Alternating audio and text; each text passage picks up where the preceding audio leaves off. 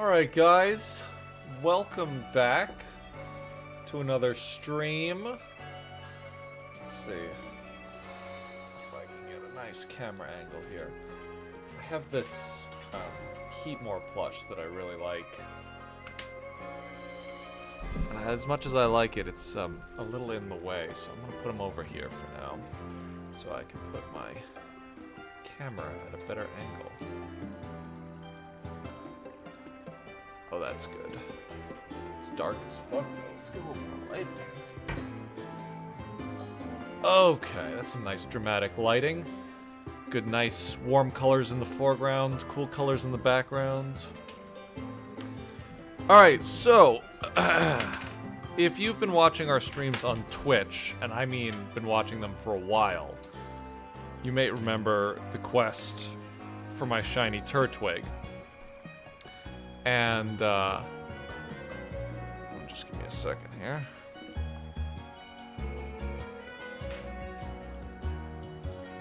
And I still haven't found it. I still haven't found, the Shiny Turtwig.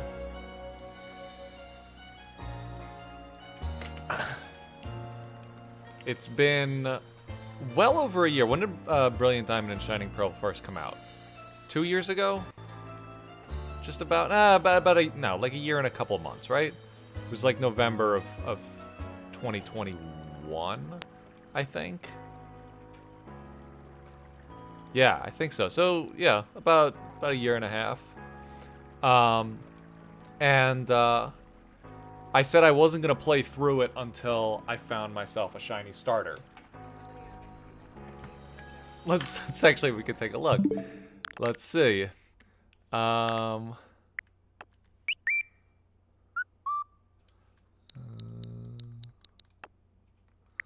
So I have played more than 75 hours of Brilliant Diamond, or sorry, rather Shining Pearl, and still don't have it.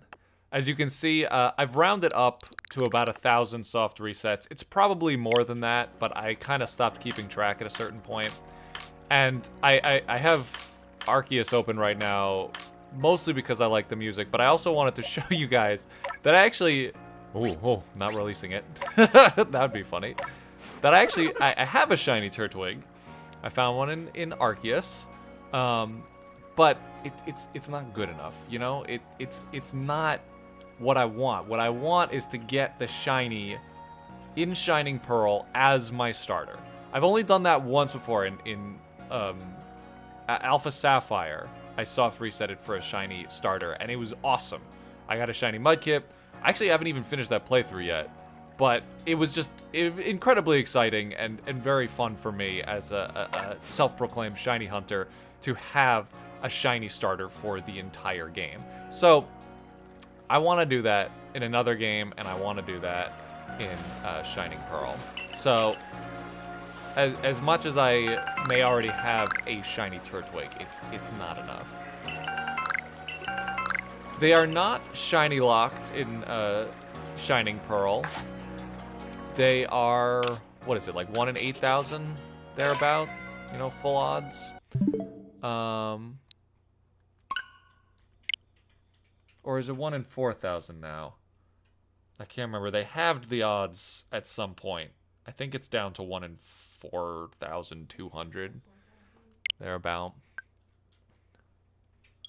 How's the weather here? It's actually nice. It's starting to get warmer. It's starting to feel like spring.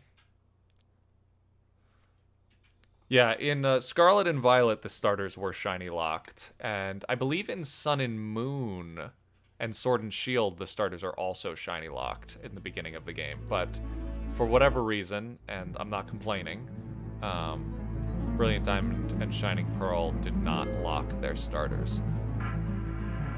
Just turn the volume down a little bit on the game. Seems a little loud.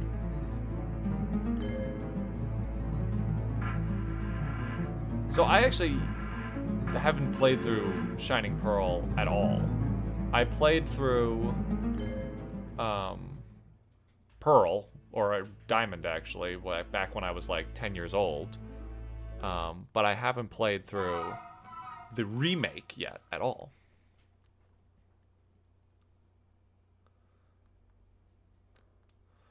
The reset point, and this is part of why this is taking me so long, the reset point is here.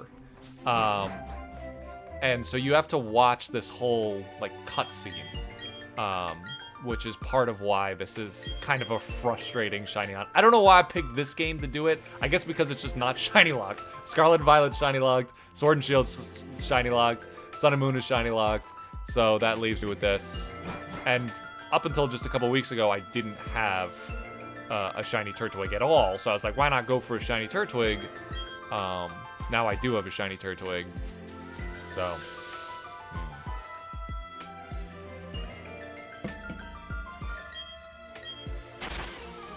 Shiny Swampert named Edmund, that's a great name. I named my shiny Mudkip that I got in Oros Jiraiya, because we were watching Naruto at the time.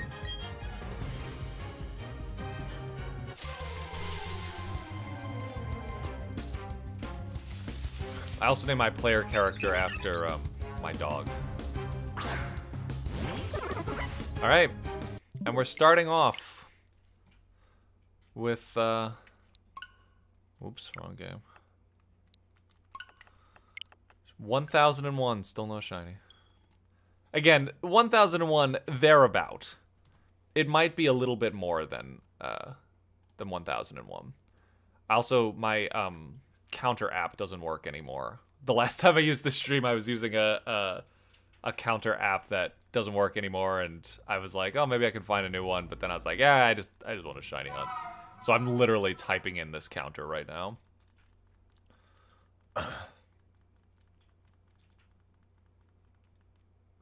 The Starlies can also be shiny. I haven't found a shiny Starly yet. You know, at this point, I'm willing for any kind of change in this static state of how this has been so far.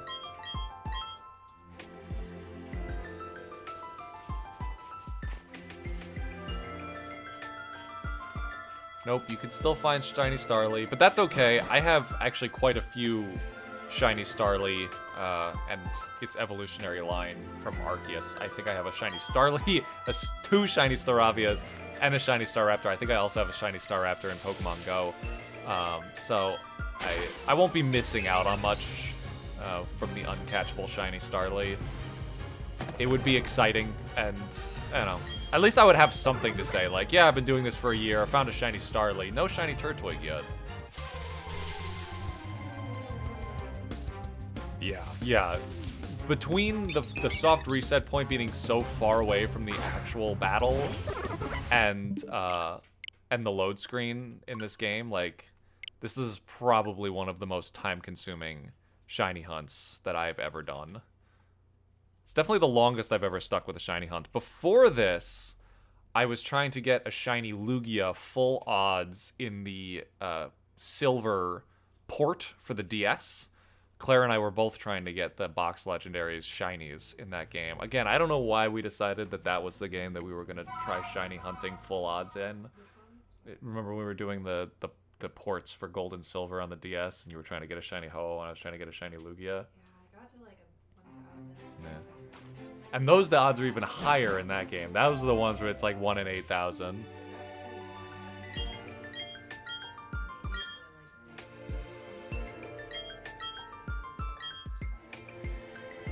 Yeah, well, that's sort of where I am now.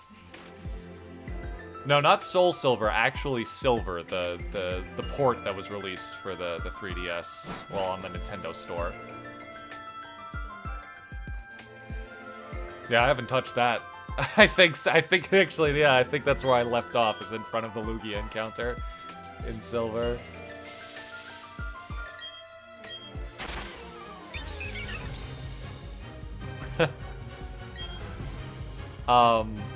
Yeah, I think actually after I get my shiny Turtwig and I actually start playing this game, I think I do want a shiny hunt for shiny Arceus in this game. That'd be a cool shiny to have. Are you laughing?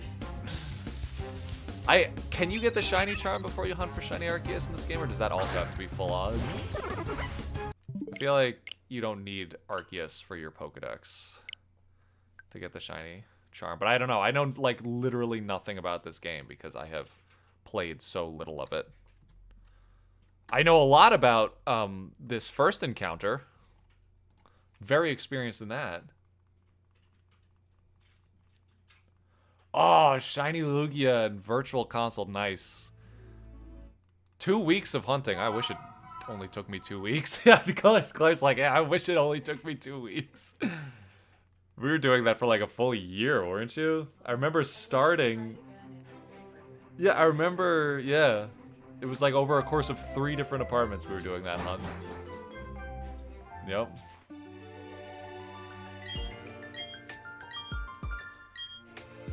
One of the only full odds shiny that I ever caught in a game was in X and Y. I ran into a full odds shiny Druddigon. And that was before I really knew about shiny hunting. My friends had just told me about the Matsuda method, and I think I was actually in Victory Road EV training a shiny Steelix that I had bred for, and I found a full odds shiny Druddigon. That might have been... Oh, and I found a... Oh no, but it wasn't full odds, because in the Friend Safari, your odds are higher. But I didn't have a shiny charm. It was full odds Friend Safari shiny odds, which are still pretty high. I think it's like 1 in 200 in the Friend Safari. But I found a bunch of shinies there that really caught me off guard.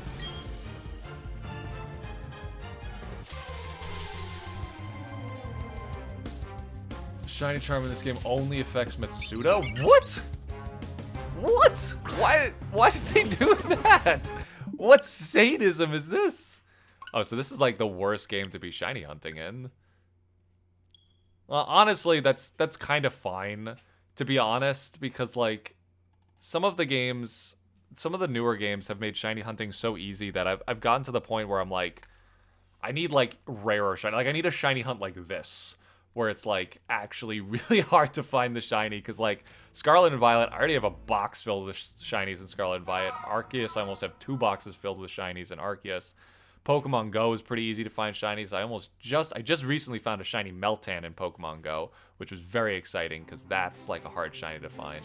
Found a shiny Smeargle in Pokemon Go, which got me excited because that's another hard shiny to find. But like, I don't know, I got to the point in Scarlet and Violet where like, usually my post game is shiny hunting, but I would just be like, okay, I want to find this shiny, and then like 3 hours later I would find that shiny. It's like so easy to get shinies in Scarlet and Violet. One of my other quests is to find a shiny Alpha Magikarp in Arceus, because that would be a hard shiny hunt, because even though there is that trick for manipulating and resetting shiny alphas in the massive mass outbreaks, it's still, it's hard. You can't do that with Magikarp, because you can't do multiple battle encounters with Magikarp.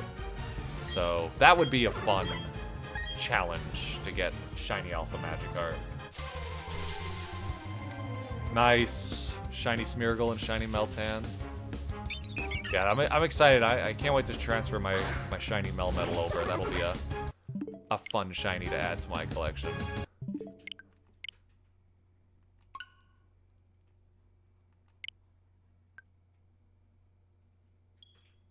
Yeah. One of the things I was starting to shiny hunt in Scarlet and Violet was shiny the Dunsparce with the 3 segments, or like shiny Tandemaus with only 1 offspring. I have a couple shiny alphas that I did not farm, just sort of chance encounters. I have a shiny alpha Toxicroak, which I really like. I have a shiny alpha Perugly, which I don't really care so much about. I have a shiny alpha Rhydon, which is kind of cool. And just recently I caught a shiny alpha Silcoon, which I don't know if I want to evolve or not. I kind of like just being at a giant ball, giant yellow ball. I would love to get a shiny Alpha Magikarp. And I just like, sometimes when I'm like watching TV at the end of the day, I just open up Arceus and I just like roam around looking for shinies. I will play Arceus for about an hour, and I usually find at least 1 shiny in that time.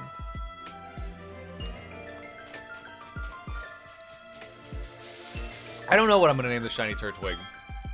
I've had a lot of different ideas for names over the year and a half that I've been searching for this thing. So when we do find it, anyone in chat, throw me ideas, and I would love to to hear them and use your ideas. Because I have no idea what I'm gonna name it. Little fucker at this point is what I want to name it. Pain in the ass. It gets to the point when you've been shiny hunting for this long where, like, you start questioning yourself. You're like, I must have found it already and I just missed it. But of course, no. Of course, it's very possible that I have just not found it. Yeah, about a year and a half. Probably more than a year and a half. I mean, I actually started looking for a shiny Chimchar, and I did about 500 soft resets for the shiny Chimchar, and then I was like, well, switching won't affect my odds. I just want to see if I can get a shiny Turtwig. I already have a shiny Chimchar. Let me see if I can get a shiny Turtwig. And then I did, like I said, about 1,000 of those over the course of about a year and a half. I haven't been doing it. Like, the last time I soft reset for a shiny, I think was like 8 months ago in this game. So, like, it's been on and off over a year and a half. No shiny Starly. No shiny Turtwig and no shiny Starlies after over 1,000 soft resets. That's so funny that you named yours Twiggy, Freya, because I have an inside joke with my sister when she still played Pokemon games when we were little. We had Diamond and Pearl. She had Pearl. I had Diamond. And she named her Turtwig Twiggy, but she spelt it wrong. She only spelt it with one G. So I always called it Twidgy. And she hated that. She just, you know, she was so young, she literally didn't know how to spell Twiggy. So she named it Twidgy. And I always called it Twidgy. Maybe I'll name it Twidgy after my sister. Curl name for Turtwig would be Atlas. Yep, because it carries the world on its back. Well, as for Terra it would. Get a shiny Starly and a shiny Turtwig in the same battle.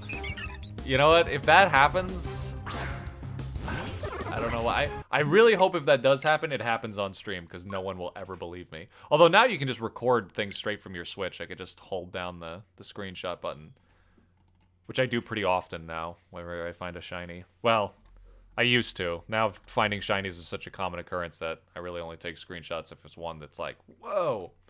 Some shinies I'm still looking for in Arceus. Surprisingly, I haven't found yet. I still want a shiny, I still want a shiny Cyndaquil and a shiny Spiritomb. I still don't have a shiny Spiritomb. I have 2 shiny unknowns that I love. I have a shiny question mark unknown, and I couldn't, that was like, they used up a lot of my luck with that one, because that was the one I really wanted, was a shiny question mark. And there's no way to manipulate what kind of unknowns you can find. But yeah, shiny blue, shiny question mark unknown that's one of my favorite shinies that I have. I also have a shiny P unknown, which I think is kind of funny. I have a favorite shiny in Legends Arceus.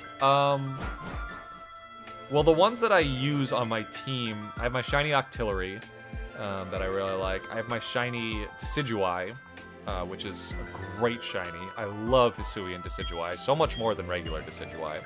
The shiny Decidueye looks really nice with Alolan Decidueye's colors. I like shiny Ursaluna. That's one of the ones I use a lot. But I think of the shinies that I have, the one I'm most proud of is my shiny question mark unknown.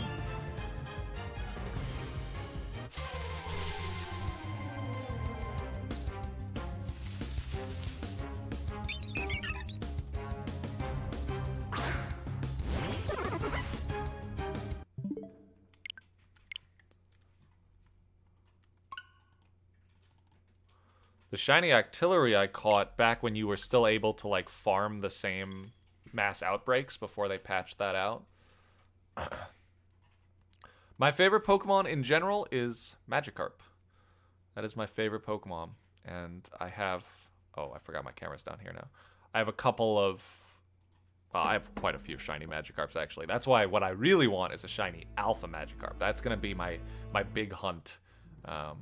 But it's not like, I don't know, it's like an ongoing hunt. It's like I'm looking for shiny Alpha Magikarp, but I'm not exclusively like, because with Pokemon Arceus, you can just kind of just go around and try to find some serendipitous serendipitous shinies just here and there. So, like, you know, no point just trying to look for one shiny. You might as well go around trying to get as many shinies as you can.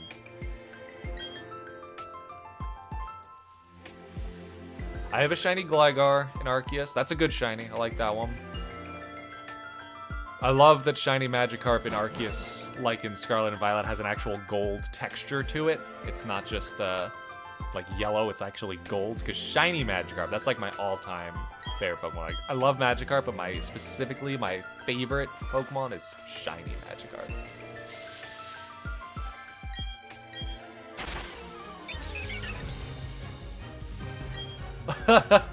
I appreciate that, Freya. Yeah, in fact, shiny Magikarp was the first shiny Pokemon I actually ever hunted for. When my friends told me about the Matsuda method back in Gen 6 when I was playing X and Y, they told me, it was like, hey, if you get a Pokemon from another region of the world over the GTS, you can breed it with another Pokemon and your shiny rates double, which was very exciting. And I bred my Magikarp with a Charmander, actually. Its mother or its father was a Charmander, so that it could learn what move. I think Dragon Breath or something. There was some Dragon Dance maybe. I don't know. There was some egg move that I wanted, and that was a long shiny hunt. Little did I know how easy it would be to get shiny Magikarps in the future. I have so many now, but that was my first shiny hunt, and I still have that Gyarados. Red Magic.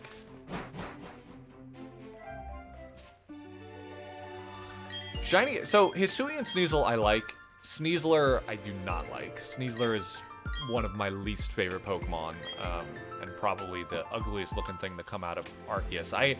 The alternate forms of Dialga and Palkia grew on me, but Sneasler never did.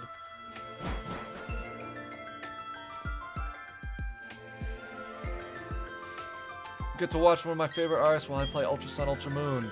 Best of luck with the Turtwig. Thank you very much. I spent a lot of time shiny hunting in Ultra Sun and Ultra Moon. Got a lot of shiny legendaries from the wormholes. Those were good times. That was a fun shiny hunt. I loved that those shiny hunts always started with the mini game where you had to get into the right portal. That was fun shiny hunting. Got a shiny Kyurem. Oh, that's still, remembering that shiny Kyurem still makes me excited thinking about that. That was a really fun shiny hunt. Shiny Regirock from that, shiny Xerneas, and shiny Buzzwole, which I unfortunately killed. And I will never live that down. I will always remember that day. I was I was watching Twilight, if you can believe it, and goddamn, yeah, I got careless and I used Stone Edge on it, and it crit, and I fucking killed it, and I wanted to throw my DS out the window. My favorite Hisuian Pokemon, specifically a Hisuian form, might be Hisuian Decidueye. I really like Ursaluna. That was a great evolution for Ursaring, in my opinion. Ursaring I've always liked, but it was just so unexciting. It was kind of just a bear.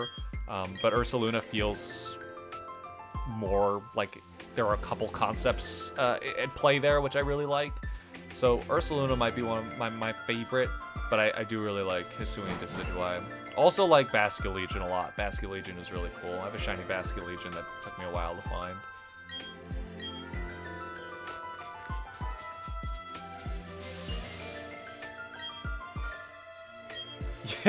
Yeah, you know, shiny Buzzwole is such a weird shiny that I love it. Like, it makes no sense to me. Like, it seems like one of those shinies that was, like, randomly generated, like, back in Gen 2, where, like, they didn't actually design the shinies. It was, like, a coding thing. And that's what shiny Buzzwole feels like to me. Like, just some parts of it are bright fucking green, and then the rest of it is exactly the same. Like, that's so bizarre, but I kind of love it. So I wanted a shiny Buzzwole, but I haven't gone back to that because that was just so crushing, losing that shiny Buzzwole. Oh, Overquill is great. What I love about Overquill is that I never liked Quillfish, but Hisuian Quillfish I like, and Overquill I think is a great design.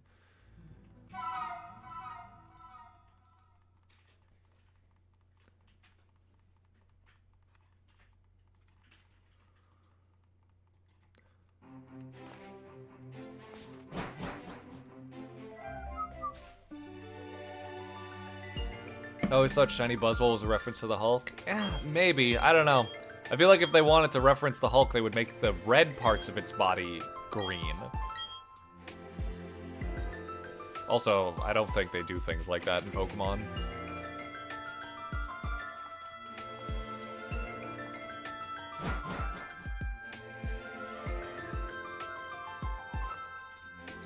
My favorite evolution? I don't know. I don't really care about the evolution so much. I think my favorite is probably Espeon. I really like Shiny Espeon for the same reason I like Shiny Buzzwole. It's actually almost the same color.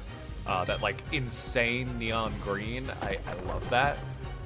Espeon's probably my favorite, but I don't... it's not that I don't like the evolutions. It's just... It's not really my aesthetic. You know, like, graceful, mystical fox creatures. Like, I get the appeal, but it's like... It's just not up my alley.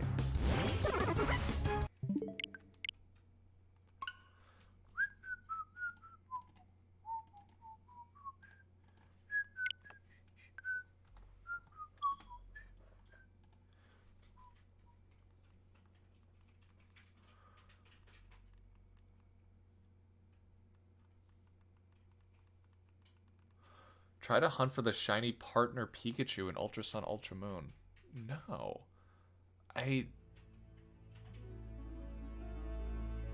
I've never even heard of that before. No, I never shiny hunted for that.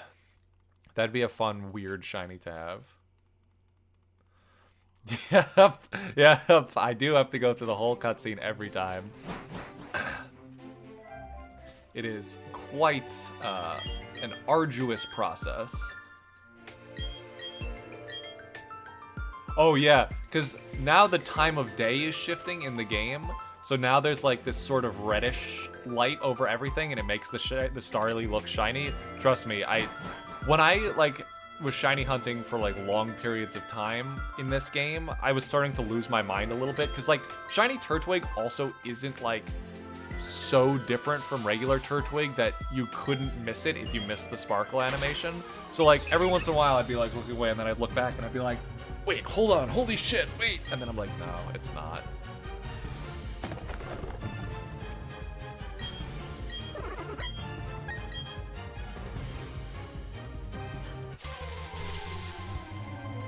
No, the Sun and Moon starter shiny hunt, I think, is way worse than this.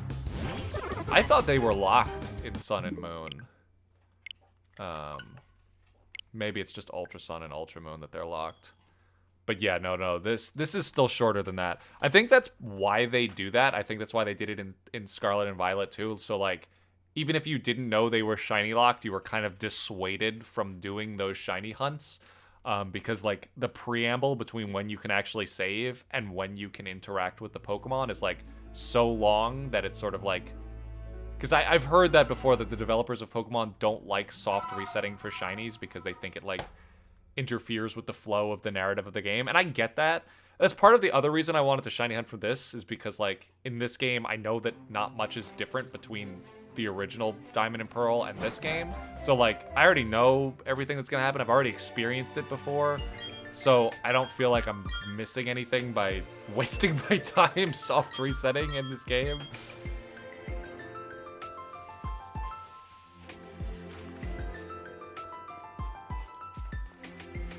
Yeah, I think they try to discourage shiny hunting in these kinds of situations. Same thing with like the legendaries. They always have like such big cutscenes beforehand. Even though they are shiny locked, I think they do that so that people aren't tempted to shiny hunt for them.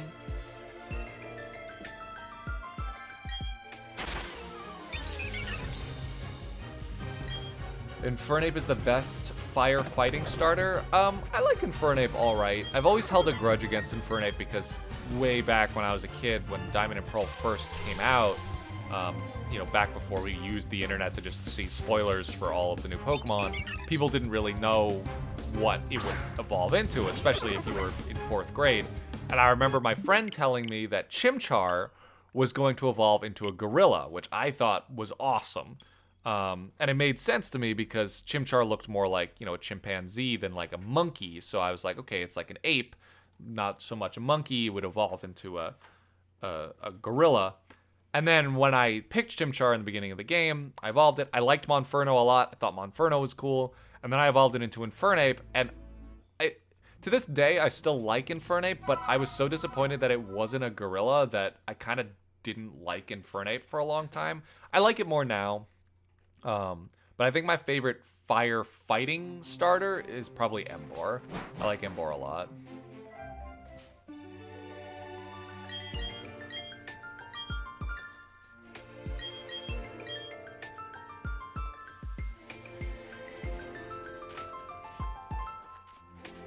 Yeah, Emboar, it's definitely not my favorite starter by a long shot. It's not even my favorite fire starter. My favorite fire starter is Skeledirge.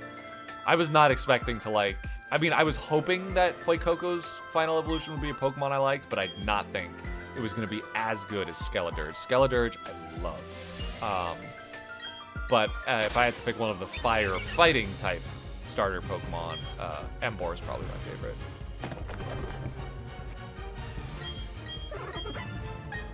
Yeah, and you know what? Rillaboom, I don't like. That's what killed me. Again, like, I don't hate Rillaboom, but it was really disappointing for me because the same thing happened where Grookey was announced, and I was like, oh my god, what if this evolves into a gorilla? What if I finally fulfill, like, my 4th grade fantasy of having a gorilla starter? And I can't even describe at this point what it felt like to evolve my shiny, or not my shiny, just my Grookey, to evolve my Thwackey. Because I liked Thwackey, too. I was like, oh, Thwackey is cool. This is heading in the direction of a gorilla. I'm excited. And I evolved it, and I was like... I feel like I should be happy about this, but I'm just not. It's not what I wanted.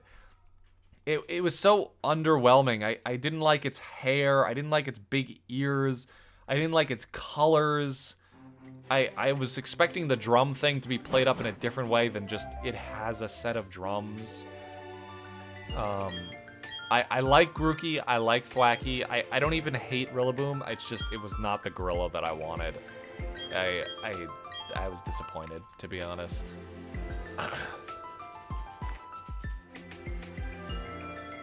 I think I just wanted something different, you know. I can see why people would like Rillaboom, but I don't. It fell short for me, which is a shame because there really aren't any like if you want like abstract ape-like Pokemon, like Darmanitan is cool. I like Darmanitan. Slacking is all right,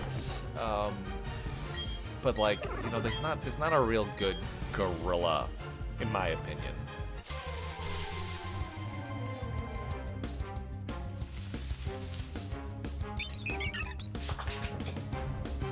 Not my gorilla. Darmanitan is great, and I love Galarian Darmanitan, but it's just not what I wanted. It's not what I wanted. In fact, Rillaboom has like the body shape that I wanted from a gorilla, where it's like somewhere between muscular, bulky, but also like nimble. What is going on over there? What are you doing? What are you doing?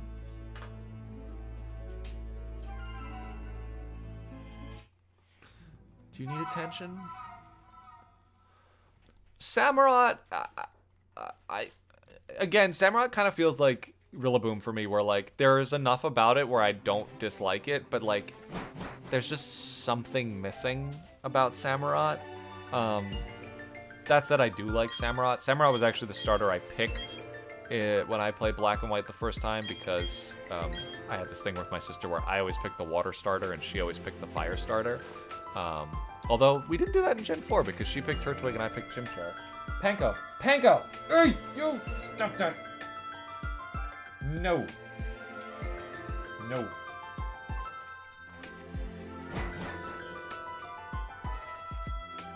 Yeah, I don't like G-Max Rillaboom either. I don't like G-Max Rillaboom. Its shapes are really weird. And like the drum thing doesn't do anything for me.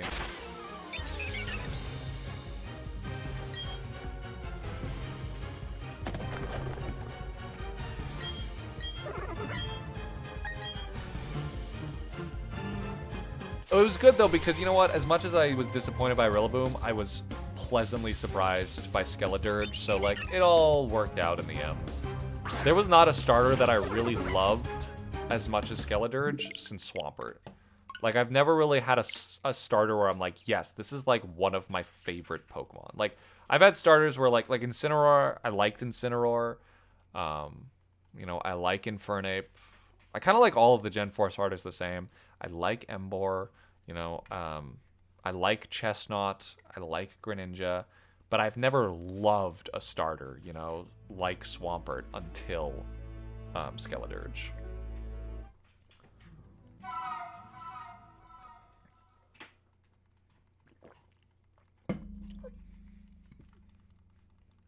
Yeah, I don't really like any of the Gen 8 starters. The final forms of the starters. The first forms of the starters in Gen 8 I love, and I was very excited for, but none of the final form Gen 8 starters I really like. Gen 9, I really only love Skeledirge. I don't love Quaquaval or Meowscarade. Is that what it's called? Meowscarada. I don't really like them too much. Like, they're alright. They're not up my particular alley. How would I rank the starter trios? Well, number one, all-time best starter is never going to be beat or Gen 3. That's like the only... I'm not really like a, you know, nostalgia gamer kind of guy. I love new gens of things. I love change. I love updates. I love, you know, progress. But Gen 3 will forever be my favorite generation. It was my first game that I ever played was Pokemon Sapphire. And I just think the Pokedex is absolutely fucking stacked. There are very few Pokemon from Gen 3 that I don't like. There are a few. Granted, there are some Gen 3 Pokemon that I don't like. But the starters, all S tier. All S tier starters in Gen 3. Then I don't know. Then it all kind of blurs together, honestly. Maybe Gen 4. I really like Charizard, but I don't love Blastoise or Venusaur all that much. You know what? I'll put Gen 6 next. Gen 6 starters were good. I don't love Delphox that much, but I really like Chestnut and Greninja. Gen 5 is like, eh. Gen 4 is like, eh. Gen 2 is like, eh. Excuse me. Gen 7 is alright. Gen 7 is alright, actually. The Gen 7 starters are alright. Gen 8 is eh. Maybe I'll put Gen 9 after Gen 3, because again, like, Skeledirge was my favorite starter since Swampert. I should design the Fakemon, the gorilla Pokemon that I've always wanted. Honestly, I should. I'd have to think about it. I need a good concept, you know? Because what got me excited about Rillaboom is the idea of, like, percussion as an instrument would work as a gorilla in such exciting ways. And I had this idea, and I actually made a video. We made a video about this way before Sword and Shield came out, where the progress of Grookey's secondary concept of being, like, a percussion musician was it would become like a marching band. And Rillaboom is the leader of the band. And I had this big, like, forehead, because, like, you know, big gorilla head, that kind of was reminiscent of a marching band conductor's big hat.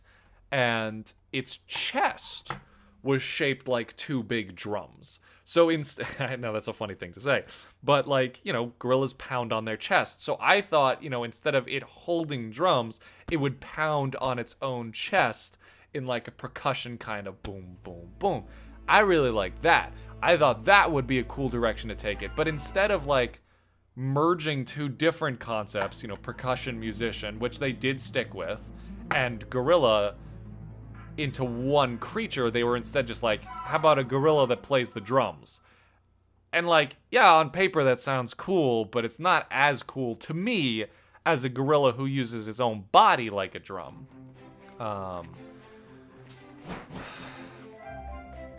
That's just me. That's just me. That's just me.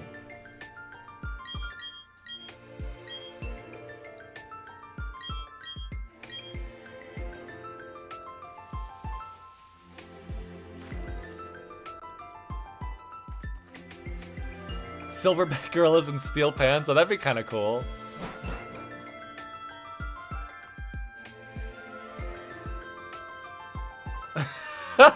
With the new Quahog starters, it seems obvious that the fire starter Lois is clearly a dragon, so Chinese zodiac theory confirmed.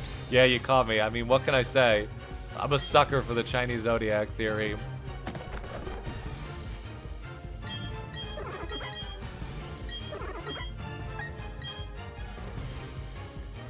Well, and to be fair, I love Toxtricity. Toxtricity, see, as much as I didn't like the starters from Gen 8, there were so many Pokemon from Gen 8 that I just love. Appleton? Holy shit, Appleton's one of my all-time favorite Pokemon. Love Appleton so much. That made up for the fact that I did not love the starters. Toxtricity, I absolutely fucking love. There were a lot of good Pokemon out of Gen 9, but that's it, Rillaboom fell short for me.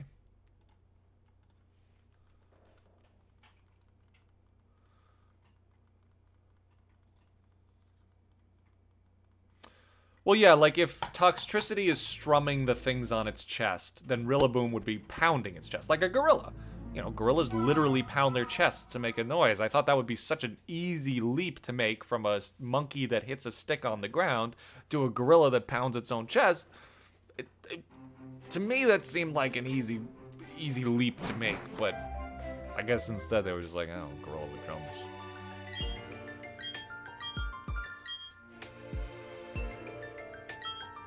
I like Toxtricity because it's a great combination of an abstract depiction of a bunch of different animals from the real life, from real worlds, and a concept. The general concept of punk rock mixed with salamanders, prehistoric amphibians, frogs, whatever kinds of animals, reptiles, whatever kinds of animals just sort of generally inform a concept. And I love the colors. I love that it has two forms. I love its typing. I love that it's got such a clear personality. I love Pokemon that have really clear personalities, characterization. I love the shapes of it. I love how it's so top-heavy. I love how big its arms are and how short its legs are. And the shiny is great, too. The best starter of all time? Well, it's always going to be a nostalgia factor for me. Mudkip's line. That entire line was my actual introduction to Pokemon when I was in 2nd grade. I've told this story a bunch of times now, but for those of you who haven't heard it yet, my introduction to Pokemon, when I was a kid, I grew up in the 90s and the early 2000s, so like Pokemon was just getting big. And I knew about like Pikachu and Charizard. All kids had like those things on their lunchboxes and stuff. I think I actually had a Charizard. I had a Charizard lunchbox. Remember those felt, or not felt, but like those foam lunchboxes that they used to have with like those plastic liners? Anyway, I had a Charizard lunchbox, and I kind of only knew like Charizard, Mewtwo, and Pikachu. I never watched the show. I never played any of the games. It wasn't until Ruby and Sapphire came out around 2002, I think, when Ruby and Sapphire came out. My friend came into school wearing a t-shirt that had Mudkip, Marshtomp, and Swampert on it. I'll never forget this t-shirt. And I loved them. I thought they looked so cool. I was like, what are those? And she was like, those are Pokemon. And I was like, get out. Those aren't Pokemon. Pokemon is Pikachu. And she was like, no, this is a new Pokemon. There are new Pokemon that are just coming out. And I was like, fuck, man, I gotta play that. So I didn't say that because I didn't curse when I was 7 years old, but I did ask my mom to buy me a Game Boy Advance SP, the blue one, to match, because the cartridges, I love the old cartridges. The cartridges were blue, like translucent blue. And I said, I want Pokemon Sapphire version, I want blue Game Boy Advance SP, and I want to play Pokemon. And she said no. And then a year later, I got it from Santa.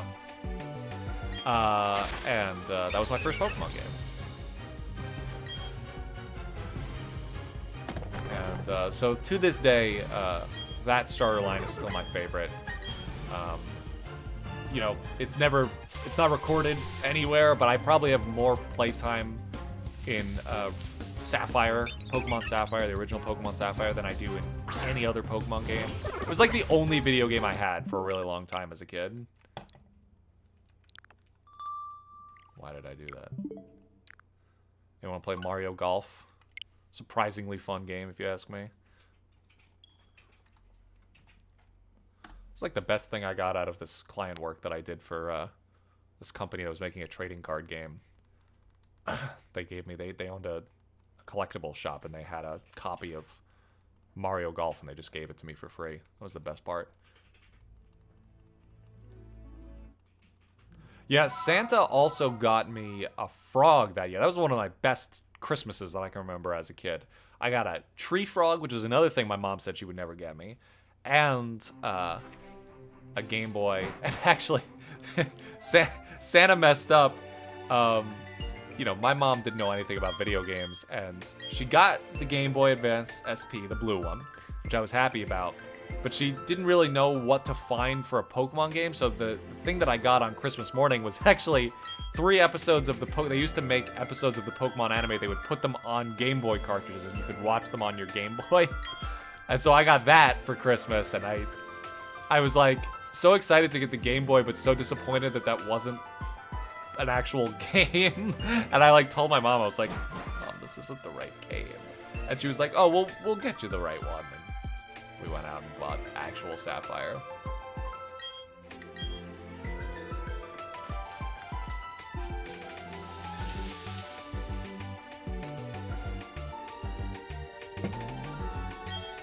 Santa did. Santa hooked me up.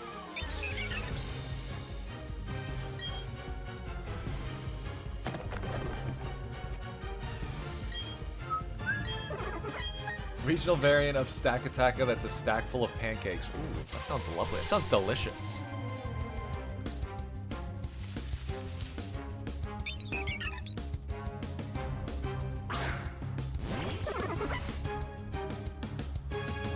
There's a beautiful nostalgia to wrong game. To VHS tapes of Pokemon. I remember my mom, we never had like Cartoon Network or anything as a kid. My mom didn't like us watching shows that she deemed I don't know. I really don't know why she didn't like us watching stuff like that, but we never had Cartoon Network, we never had Nickelodeon. The only channels we got was 4Kids. We had the CW 4Kids. Which had like all of the anime dubs that were kid friendly. So like Yu-Gi-Oh, Pokemon, not One Piece. That wasn't on the 4Kids that I watched. Sonic X. What? It was later. It was? I never watched One Piece as a kid. What else? Well, they had great shows like Teen Titans, the Spectacular Spider-Man, Batman Begins. Oh, such good shows on there. But I watched Pokemon, you know, just on Saturday mornings. It was the only time that the 4Kids was on. It was just Saturday mornings. So the rest of the week, it was like Everybody Loves Raymond and Everybody Hates... It was Everybody Loves Raymond, Everybody Hates Chris. Loved both of those shows, actually. What was it? Oh, they had America's Funniest Home Videos. Actually, that might have been on a different channel.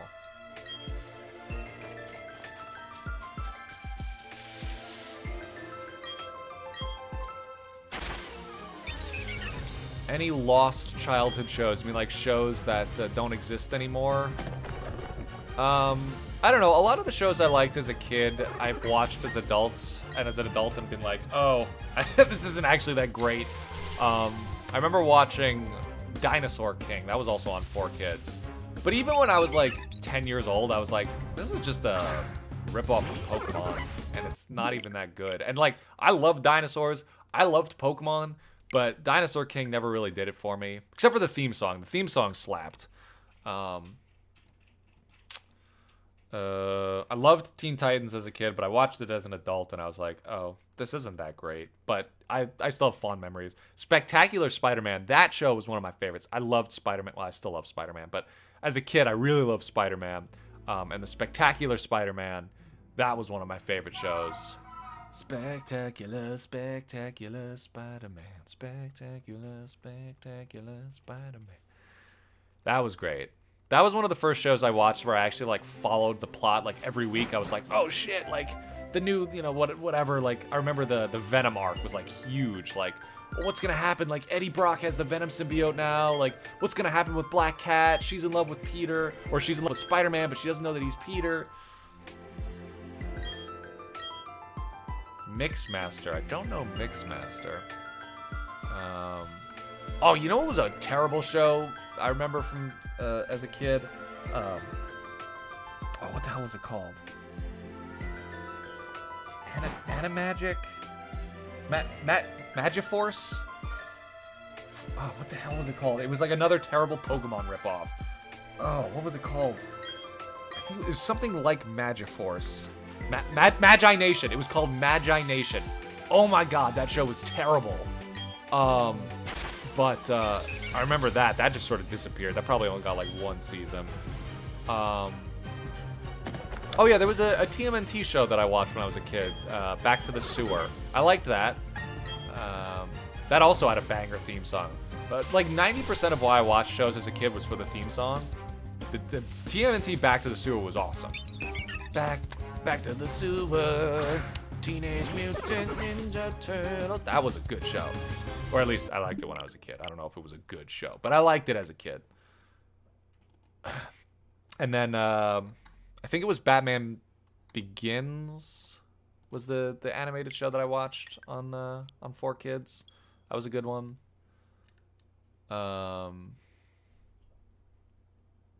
Fighting Foodons. No, I don't remember that one. What was another show that I liked as a kid? Doesn't really exist anymore. There was this other show. One of my friends was just talking about this recently. It was like they had, again, it was very Pokemon-ish. They had like motorcycles that were also dragons, and I can't remember what it was called. But that was also very short-lived. But I remember kind of liking that. I loved Yu-Gi-Oh! I never played Yu-Gi-Oh, but I liked the show when I was a kid. Although, again, I kind of compared it to Pokemon, and I always liked Pokemon more than Yu-Gi-Oh. Magi Nation got 2 seasons. Hey, good for Magi Nations. Yeah, that show sucked. I remember watching that as a kid and actually, like, it was one of the first things, like, now I make fun of things all the time, but, like, that was one of the first things that I watched as a kid, and I, like, made fun of it with my sisters. Because, like, aside from it being, like, poorly written and, like, bad pacing and the animation looked bad, like, the monsters weren't even cool. Like, they couldn't even get that right. Like, the monsters looked so dumb. Dragon Booster? Was that the name of the show? That doesn't sound right. I feel like it had some crazier name. Let me look it up.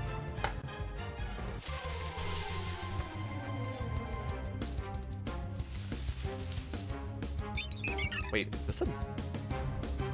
Oh, yeah, no, this was it. This was it. This was definitely it. Yeah.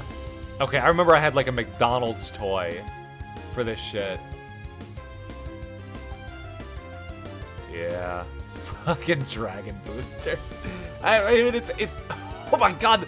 Oh, this was, like, CGI. Oh, I don't even remember that. Oh, it looks awful. Oh, my God. Oh, this is a mess. The dragons are still kind of cool, though. I kind of like the way they look.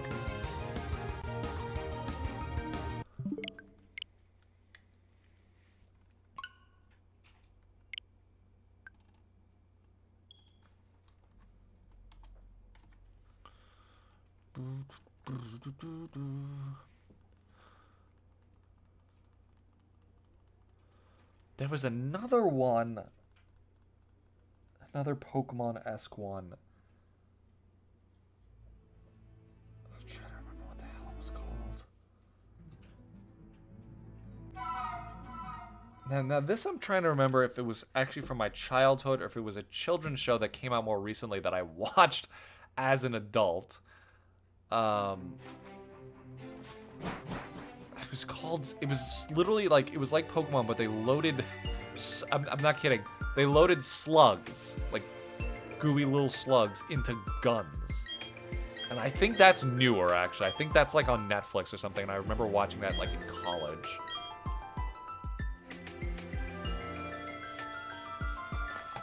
I just looked up Magi Nation and it looks god. Oh, I thought you were saying good as fuck. Oh, you're saying god awful. Yeah. No. It was terrible.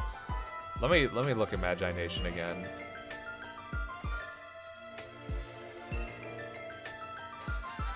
Okay, yeah, no, this looks just as terrible as I remember it. Yeah, this fucking, like, rhino guy, this was, like, the Pikachu of the series, if you could believe that. Like, that was, like, in all of the promotional material for Magi Nation. It is so ugly. What's up with this dude? This dude's got, like, tentacle hair. Yeah, no, this was terrible.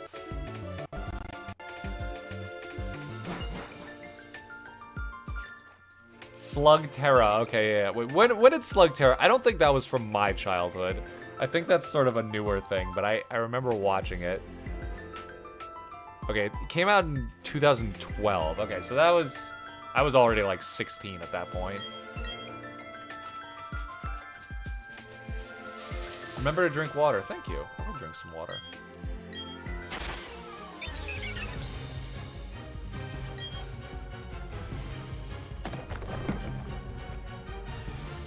Freya, I know that you love the fucking Monster Rancher one-eyed sperm cell. I cannot get behind that. Claire, you like Monster Rancher. You're a big Monster Rancher fanatic. You love Monster Rancher. Claire is obsessed with Monster. No, but you like Suzo or whatever, right? The eyeball with teeth. Oh no, I always thought that. That's your favorite. I liked the wolf. Whose name I feel like was something like. In my head, Bunny or something. it was literally just Gabumon, but less cool. Or whatever Gabumon digivolved into. It was really so simple. I thought the wolf was cool like Garurumon, and that was enough. Garurumon, yeah, that's what I mean. But like Garurumon is just cooler than that. Yeah. Yeah. It's like it's like that analogy you see when artists say they feel insecure. It was like there were two cakes. Fair enough. Fair enough. Well, Freya in chat is saying that you're right.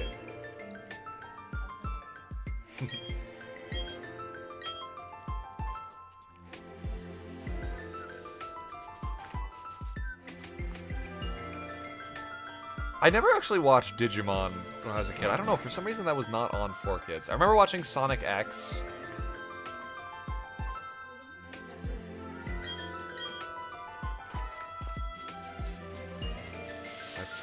That sounds familiar. I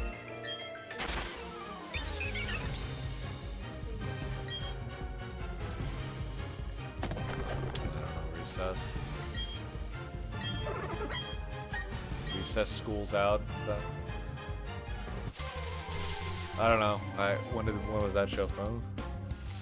Oh wait, no, I know what you're talking about. That's the one. With. No, but okay, no, I can picture it. I remember that was another one where I had a toy. There's like a grumpy old teacher character. Yeah. Yes, okay. I never watched it, but I do know what show you're talking about. That was kind of an iconic group Halloween costume, was to be all the kids from recess. Yes. Okay, wasn't that on Nickelodeon? I don't think so. No, I wouldn't know. It was on the same channel Digimon was on, that's why I was struggling. Maybe it was Toonami, maybe it was all Cartoon Network. There was there was a Kirby anime I remember watching. I loved watching that as a That was on 4Kids. Not a lot of substance there, but I loved it. I'm trying to think. I think that was like all the ones I remember watching.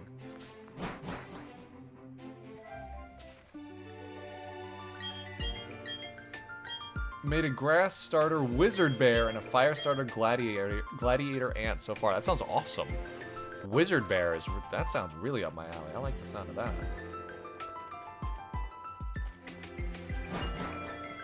Kirby right back at you. Yeah. I didn't really know Kirby. The only Kirby game I didn't even have it. I played it at my friend's house was Kirby Air Ride. So I wasn't really attached to the character of Kirby. I don't think I liked that he didn't talk. I don't think he talked in that show. I think that he had like 2 human sidekick characters, and Kirby himself never talked. I liked the Sonic show, even though I never played any Sonic games. But I liked Sonic X. That also had a banger theme song. Yeah. I mean, it's iconic. You can't dispute that the Sonic X theme song is not one of the most iconic children's TV show theme songs. At least from our generation.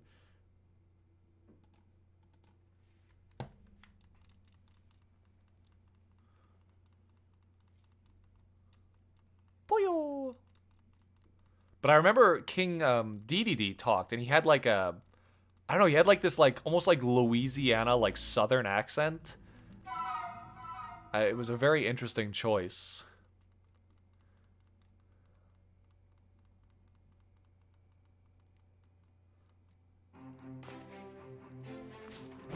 You making that gold team inspired me to make a whole series of color-themed shiny teams. That's how I make a lot of my teams in Pokemon. Like, I'm not very good at building actual teams, so I just kind of make a color scheme or some sort of theme, and I do that.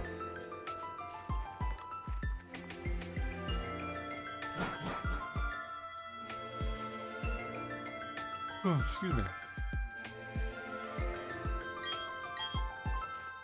Escargoon, was that his sidekick's name? I remember he had a snail sidekick. Then there was the Mario show that I didn't watch. That was, I think, before my time. That was not on TV when I was a kid. But I remember I had the VHS tapes of, I think it was just called the Super Mario Brothers Super Show. That had like the weird live action. Oh, you know what else was on 4Kids that I loved was Scooby-Doo. What's New Scooby-Doo? That also banger of bangers for that theme song. But that was another one. Because there were a couple different Scooby-Doo. Oh, here's a deep one. This one's an obscure fucking TV show from when I was a kid. Okay, so Scooby-Doo,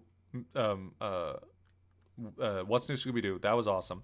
There was Shaggy and Scooby-Doo Get a Clue. That one was just Shaggy and Scooby-Doo. Then there was another one. There was some other different Scooby-Doo show. But now, the weirdest one, this is kind of off base here, but in the theme of weird spin-off shows, there was see if anyone remembers this one.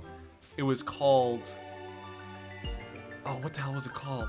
It was the Looney Tunes, but it was set in the future, and they were like superheroes. They were like sci-fi superheroes. I swear to God, I'm not making this up. Oh, what was it called?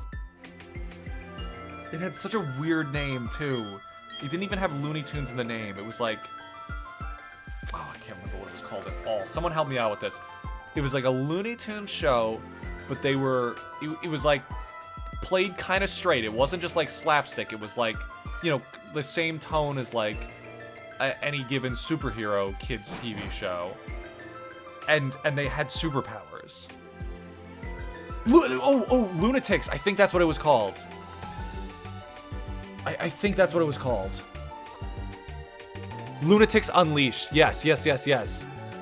Oh my God, yes. Okay, yes. And they, yes. And Bugs Bunny was like badass and like, and it had this like weird, like kind of anime inspired. Claire, did you ever watch this show? Lunatics Unleashed. I don't remember much about it. The only thing I remember is this one scene where like Roadrunner, obviously his power was like super speed, and there was like one scene where he's playing ping pong with himself, and that's kind of like all I remember. Okay, I'm looking at this. They have like weapons and stuff. Yeah, this is probably one of the weirdest shows I remember from growing up.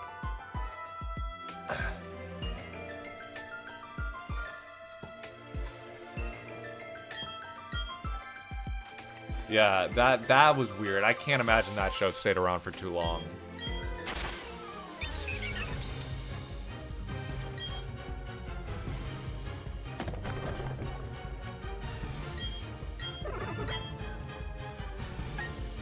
Yeah, look that up. Look up Lunatics Unleashed, because that is... that is baffling to look at, to be honest. Alright, so... been at this for about an hour and 10 minutes now, and we've only done 31 soft resets, because we started at 1,000 today. So that means I'm doing about 2 per minute.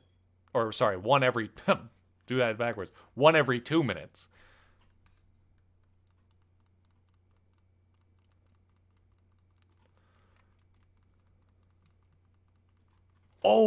Oh my god. Okay, and you know what else was on Kids WB? So, someone just said, I miss when WK Kids was cool and creative and had original shows. I don't watch it anymore because I'm not 10 years old anymore, but first of all, there were a lot of stinkers on Kids WB. Like, big time they were stinkers. Baloney Worm just donated $5, $5.50. Hi, Baloney Worm. Thanks for the donation. But, okay, so, Johnny Test. That was on Kids WB. You want to talk about some stinkers. That was a stinker. Oh my god. That show was terrible.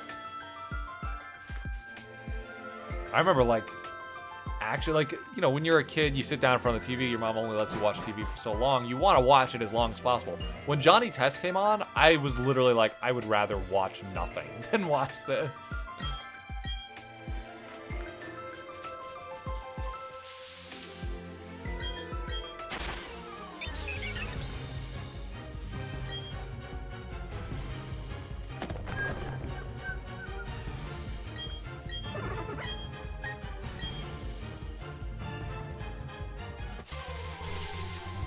I do think Johnny Test is still around, but I absolutely despise that show. And it holds up in its awfulness to this day. It's so bad. It's so obnoxious. Like, I think that's what my mom thought every show on, like, Cartoon Network and Nickelodeon was. Which is just not true.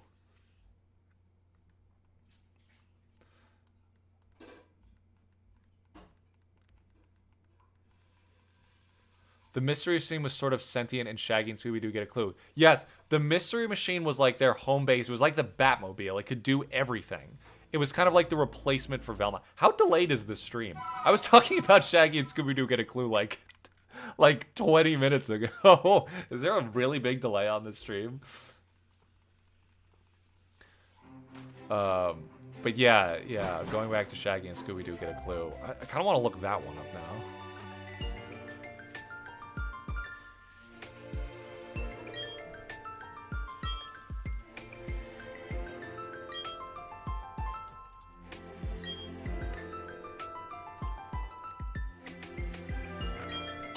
Okay, this had a really cute visual aesthetic, actually.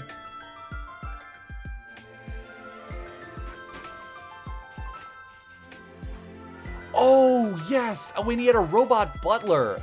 Right, because the bit was that, like, Shaggy came into all this money from his family. Okay, I'm remembering it now. Third Shiny Turtwig, nice.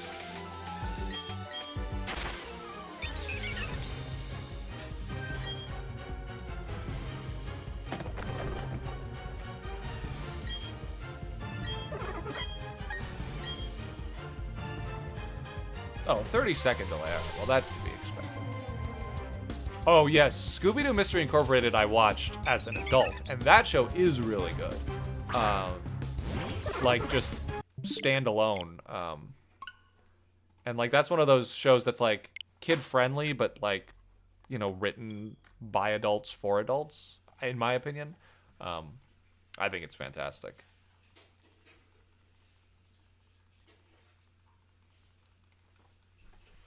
Low-key kind of vibe with Wile E. Coyote's ancestor. Or, wait, were they ancestors or descendants? I thought the idea was that it was, like, in the future, right? Like, it's so crazy. The whole concept of the show is so crazy. Man, I forgot about these shows. Figments of Fiction. I like you. Aw, thank you.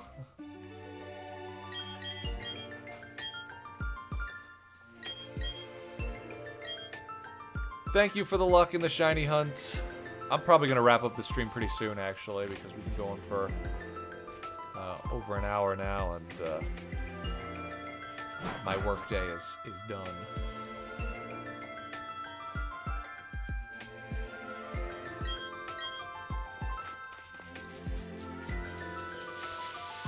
We're going to go to 1,035, and then I'll call it a night. Turtwig is so cute, isn't he?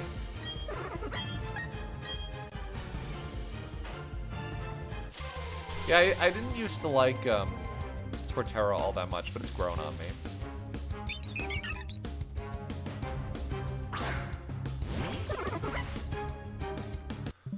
Alright, this will be the last reset of the evening. Bless me with luck. Thank you, Baloney Worm. I appreciate it. Hopefully it pays off. This will be the last reset of tonight's stream. But thank you for your luck and thank you for the donation. Oh, absolutely. Abso-freaking-lutely. What am I going to name my blue turtle? I don't know. I think I'm thinking about Twidgy in honor of my sister who named her her Turtwig Twidgy when she was a little kid. Premonition of 1037 might still come true. Okay, wait. I'll go to 1037 actually to see if your premonition came true.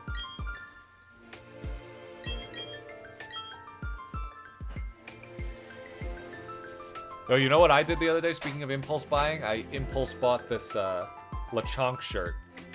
They did like an April Fool's, like everything is Lechonk themed, and I love Lechonk so much. I saw that, I was like, I gotta get that. I almost bought the plush, but I was like, you know what? I'd probably get more use out of this shirt. So I bought the Lechonk shirt, and absolutely no regrets. Shiny Dragonair, congratulations. Thank you for sharing some of your luck with me. Yes, the Starly will look shiny for this the rest of this time in the game, because there's like a sunset, so it makes everything look red.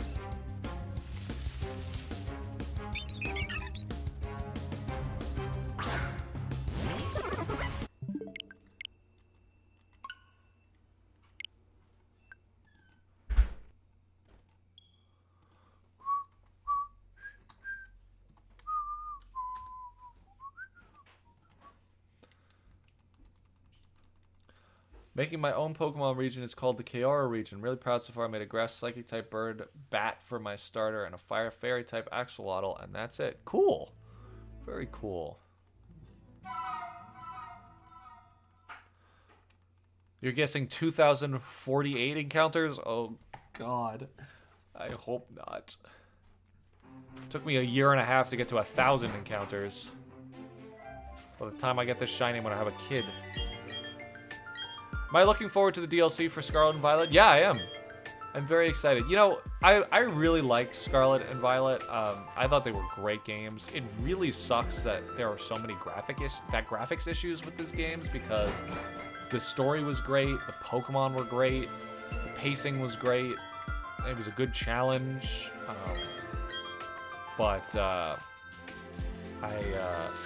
Especially going back to Legends Arceus and playing through that. Thinking like, wow, this game looks so much better than Scarlet and Violet.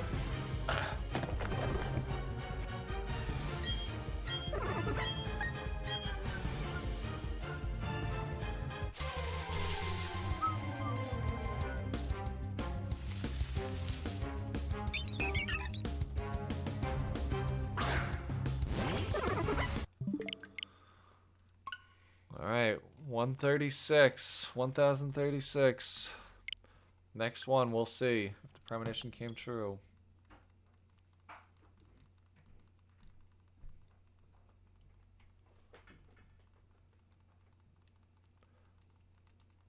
Yeah, the resets are painfully long in this game. That's why I like doing it on stream. It's a little more entertaining to share the burden of how long these resets are in a stream. Honestly, it's very likely I find a Shiny Starly before I find a Shiny Turtwig. A lot of people who soft reset in this game do. I haven't found one yet. But honestly, I was saying this before. I'd honestly be fine with finding a Shiny Starly. You know, at least I can say something came out of the hundreds of soft resets that I did for this game.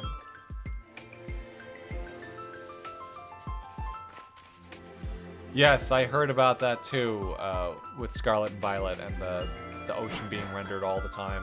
I also heard that wouldn't be that big of a deal, yeah,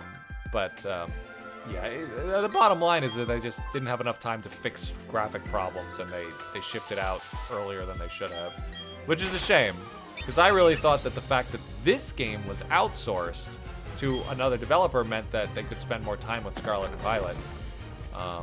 But that did not seem to be the case. But it's okay, because Arceus is a great game in every aspect, so it's fine. Do I think that this game, Shining Pearl, is better than Scarlet and Violet? No. I mean, I don't know. I haven't played through it yet. I literally have not played through it at all. I've only been soft resetting for Shinies. I have not played through Shining Pearl. But I've heard that it's pretty much just Diamond and Pearl again. So... no, Scarlet and Violet would be my all-time favorite Pokemon game, if not for the graphic issues. My all-time favorite Pokemon game is Arceus, or at least my core series Pokemon game. Find a Shiny Starly today. We hate to see it. All right, this is 10:37. Let's see. Has the premonition come true?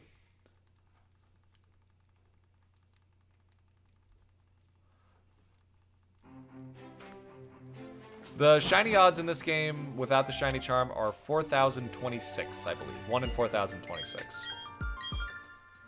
So, by all laws of probability, I don't have any right to say that I should have found one yet.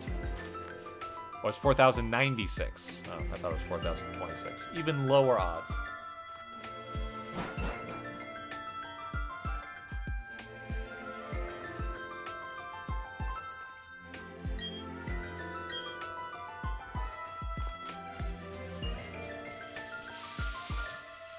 Alright, here we go. 10:37. This is gonna be the shiny. So it has been foretold. There we go. I'm gonna close my eyes. I'm just gonna listen. I'm gonna listen to the...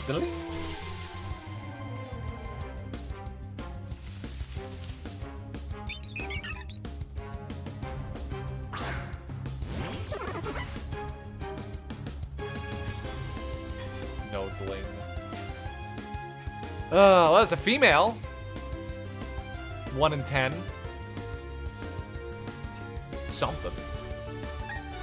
Something odd there. But unfortunately, not the shiny. So, that's going to be it for tonight's stream. Everyone, thank you so much for joining me this evening. I think I'll be doing this again this week. Maybe tomorrow. But this is kind of fun to do. Just goof off, do some soft resets, and if I can find the shiny on stream, I think that would be incredibly exciting. So thank you guys all so much for watching. Feel free to join me for the next stream, and I'll see you then. Peace!